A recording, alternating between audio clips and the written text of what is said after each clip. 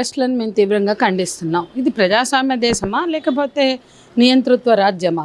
ప్రజాస్వామ్య దేశంలో రాజకీయ నాయకులను ప్రశ్నించడం తప్ప నేరమా? కానీ ఈ పాలకులు ముఖ్యంగా చంద్రబాబు నాయుడు గతంలో కూడా అంతే. ఆయన 99లో జీవితంలో మొదటిసారి అధికారంలోకి వచ్చిండు. ఎందుకంటే 94 ఎన్నికల్లో ఆయన ప్రధానం కాదు, ఎన్టీ రామారావు, లక్ష్మీపార్వతి వీళ్ళు క్యాంపెయినర్స్, మెయిన్ క్యాంపెయినర్స్. కానీ ఆయనే స్వయంగా మొదటిసారి చివరిసారి వచ్చింది 99 ఎన్నికల సందర్భంగా. కానీ ఎన్నికల్లో గెలిచిన వెంటనే 20 రోజులకే నేను జాబ్ చేస్తుంటేనే ఆయన ఏ పాయింట్ తెలుసా అండి? ఫస్ట్ పాయింటే criticising honourable CM Chandrababu Naidu. రెండో point participating in anti governmental activities. అంటే ఇప్పుడు కాదు నేను చెప్తుంది, వీళ్ళ విధానం 99లో చంద్రబాబు నాయుడు ముఖ్యమంత్రి, గౌరవనీయ ముఖ్యమంత్రి చంద్రబాబు నాయుడిని విమర్శించారు. గౌరవనీయులైనటువంటి అనుకుంటూ అదొకటి పెద్ద ఛార్జ్ పెట్టి తర్వాత ప్రభుత్వాన్ని విమర్శిస్తున్నారు, ప్రభుత్వ వ్యతిరేక పోరాటాల్లో పాల్గొంటున్నారు. మూడోది POW ప్రెసిడెంట్ అని అట్లా నా మీద కేసులు పెట్టి నన్ను ఉద్యోగం నుంచి తొలగించారు. అప్పుడు బాలగోపాల్ గారు ఉండే, ఆయన విమర్శించొద్దంటే భారత పౌరురాలు కాదా నువ్వు అని చెప్పి ఆయన హైకోర్టులో కేసు వేశారు. పెద్ద వాదన గవర్నమెంట్ నుంచి ఉమ్మడి ఆంధ్రప్రదేశ్ అడ్వకేట్ జనరల్ వెంకటరమణ వస్తే మన నుంచి బాలగోపాల్ సార్, అప్పుడు బిలాల్ నస్కి బెంచ్ మీద ఇదే చర్చ జరిగింది. ఏమని జరిగిందంటే వాళ్ళు ఉద్యోగుల ఎవరైనా కావచ్చు, ఇప్పుడు జర్నలిస్టులు, అప్పుడు నేను ఉద్యోగిని, ప్రభుత్వ ఉద్యోగిని అయిన నాకే విమర్శించే హక్కు ఉంటుంది అని హైకోర్టు బెంచ్ జడ్జిమెంట్ ఇచ్చింది. అంటే నేనేమంటున్నానంటే ఒక ఉద్యోగం చేస్తున్న మాకే కాంట్రాక్ట్ రూల్స్ అప్లై కావు, ఏమన్నా ఉంటే మీరు చర్యలు షోకాజ్ మెమోలు ఇవ్వండి, వాళ్ళు ఆన్సర్లు ఇస్తారు.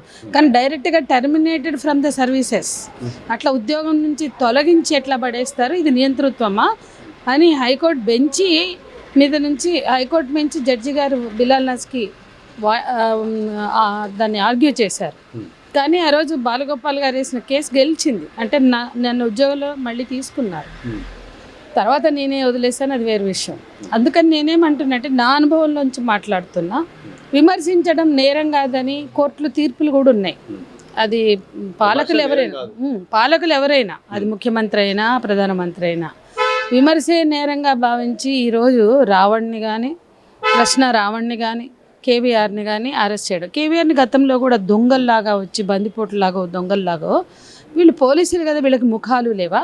ఫేస్బుక్లో మొహాలు లేని మనుషులు ట్రోల్ చేస్తుంటారు. అంటే వాళ్ళకి ముఖాలు ఉండవు, అట్లాగే ఐడెంటిటీ ఉండదు. అట్లాగే ఈ పోలీసులు ఆంధ్ర నుంచి మొహాలు లేని వాళ్ళలాగా వచ్చి అరెస్ట్ చేసి తీసుకుపోయి ఎక్కడో అక్కడ పిఠాపురంలో కేసు పెట్టిండ్రు, లేకపోతే అనంతపురంలో పెట్టిండ్రు అని ఆ కేసులు చూపిస్తున్నారు. అంటే ఏంటి ఆ కేసులు? విమర్శించడమే కదా.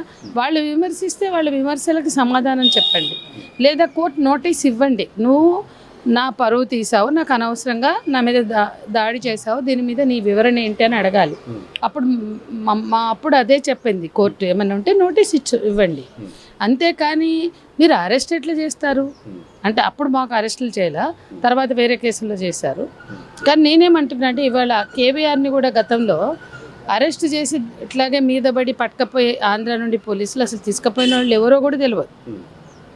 నువ్వు పలానా పోలీసువి, నేను పలానా కేసు, పలానా FIR, పలానా అరెస్ట్ వారెంట్తో వచ్చానన్న చెప్పాలి కదా. ఆ కుటుంబ సభ్యులు ఏమనుకోవాలా, వీళ్ళు దొంగలా ఇప్పుడు తీసుకుపోయి ఎన్కౌంటర్ చేస్తే దిక్కేంటి?